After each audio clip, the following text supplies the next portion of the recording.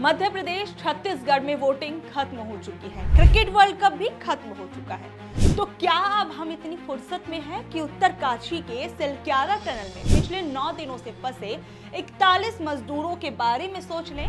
क्या अब देश के प्रधानमंत्री कुछ वक्त निकालकर इन मजदूरों को टनल से बाहर निकालने की योजना पर काम कर सकते हैं? नमस्कार, मैं शालिनी पांडे और आप पॉलिटिक्स देख रहे हैं।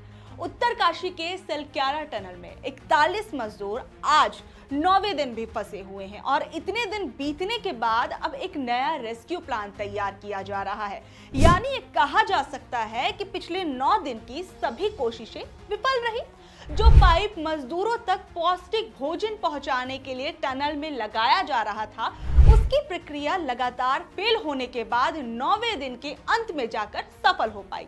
यानी कि 9 दिन से फंसे इन मजदूरों के पास खाना पहुंचाना भी एक संघर्ष है। खैर, क्रिकेट विश्व कप फाइनल निपटाने के बाद प्रधानमंत्री नरेंद्र मोदी ने उत्तराखंड के सीएम पुष्कर सिंह धामी से फोन पर बातचीत करके आश्वासन दिया कि रेस्क्यू के लिए सभी उपयोगी चीजों का इंतजाम केंद्र सरकार द्वारा होगा और जल्द से जल्द फंसे मजदूरों को बाहर निकाला जाएगा। प्रधानमंत्री ने मजदूरों का हौसला बनाए रखने के लिए बेहद उपयोगी सलाह दी।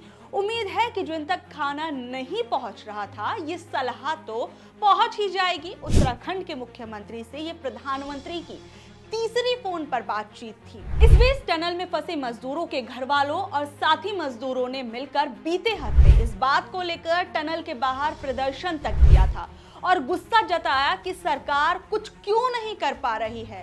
पर्यावरण विशेषज्ञों की माने तो टनल जहां बनाई जा रही है वो बेहद कमजोर और भुरभुरे पहाड़ हैं। 4 धाम यात्रा योजना के अंतर्गत बन रहे इस टनल के कंस्ट्रक्शन में कई मेजर खामियां हैं, जिनके बारे में इसका निर्माण करते वक्त सोचा ही नहीं गया।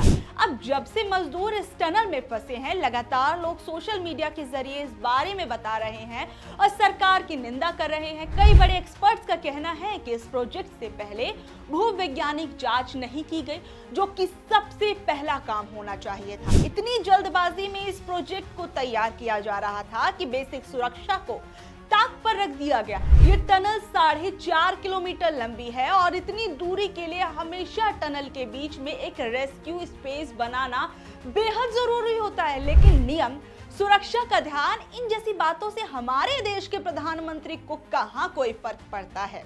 वो इस बात से ज्यादा उत्सुक हैं कि 4 धाम यात्रा के प्रोजेक्ट का श्रेय उनको मिले। अब ये सवाल हमारे लिए और भी ज्यादा गंभीर होना चाहिए कि जहां एक तरफ 41 लोग 9 दिनों से टनल के अंदर फंसे हैं बिना खाने, हवा, पानी के, तो ऐसे में किसी के लिए भी इस बात से नजर हटाना कैसे संभव है? हमारे देश के प्रधानमंत्री के पास क्रिकेट का वर्ल्ड कप देखने जाने का वक्त है, लेकिन उनके ड्रीम प्रोजेक्ट 4 धाम यात्रा योजना की खामियों को देखने का वक्त नहीं है।